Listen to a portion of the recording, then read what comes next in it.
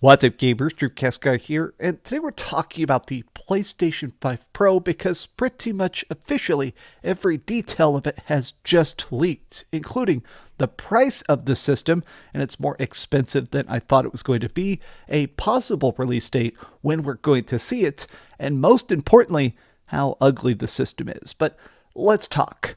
Hi, hope you're having a great day, and if you could please give this video a like and subscribe if you haven't already. I actually just woke up about 35 seconds ago, so if I seem a bit brain scrambled, I seriously opened my eyes and had 8,000 subscribers sending me these articles and notes, but I want to start with this, which is where this information has actually come from, which is billbil-kun.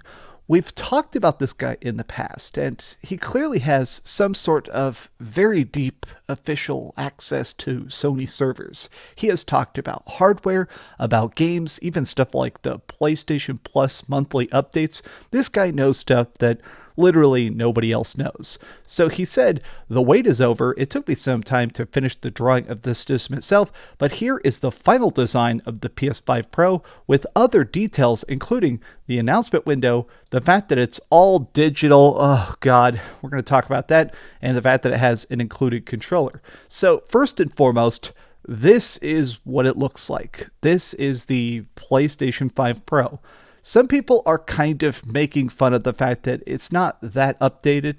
There has definitely been a crowd of people that like to make fun of the look of the PlayStation 5. I guess, to me, I don't care that much about how a console looks. As long as it's got good games, as long as it's at least not too terribly ugly, I'm the kind of guy where I get a console and I put it behind my TV, or if it's got a disc drive, I put it under the TV. I'm not having people come to my house and going, well, there's the old PS5, so it definitely does look like the PlayStation 5 Slim, but just slightly bigger. But here's the details that actually matter, which is when we're going to see it and the price of it. So there have been a lot of rumors that there's going to be some sort of PlayStation State of Play at the end of September, which is when Tokyo Game Show is coming up. So this is interesting because Sony has not even bothered to actually do much advertising for the last couple years. I know a lot of PlayStation fans have been annoyed about this. The fact that back in the day, Sony would constantly be bragging about their own success, talking about the next exclusive, the next big project, the next big collaboration, or even just say, hey, here's why we're kicking the most ass. And now PlayStation is definitely still way in front, but they don't take the time to actually advertise.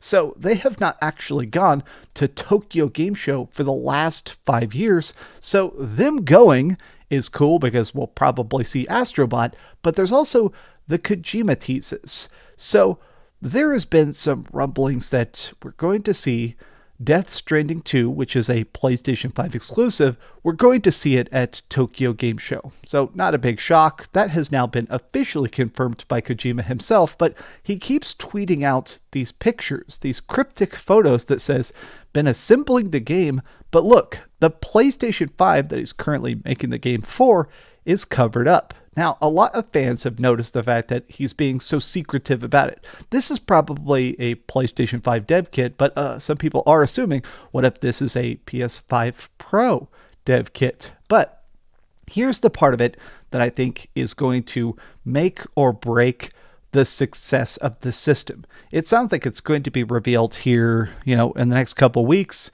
and then it's probably going to come out early October, late October. Here's the part, though, that I think is what might actually piss people off. There is an edition that does not have a disk drive. Now, I've seen some varying prices, some leaks. Some people are saying that it may be that the system itself is $600. So $600 just for the PlayStation 5 Pro, just the system, just the guts, $600. And then in most regions, to get a detachable PlayStation 5 disc drive that costs an additional $80. Like right now, I have a PlayStation 5 Pro. I bought a PS5, or sorry, not a PS5 Pro. I bought a PlayStation 5 Slim to review it last year, and that video did very well. So I'm probably going to buy a PlayStation Pro so I can review it. But it's weird that the PlayStation Slim was originally pitched as the beginning of the price drop. Like in the past, with every other PlayStation generation, you get the fat console at launch and then a revised tinier edition. We got the PlayStation 1 and then the PS1. We got the PlayStation 3, then the PlayStation 3, even with the PSP and the PlayStation Vita. Every time you get a PSP and then the PSP Slim. So the fact that they actually did this and then did a price bump, normally with every console, but especially PlayStation, they release the system, the revision, and then price drops.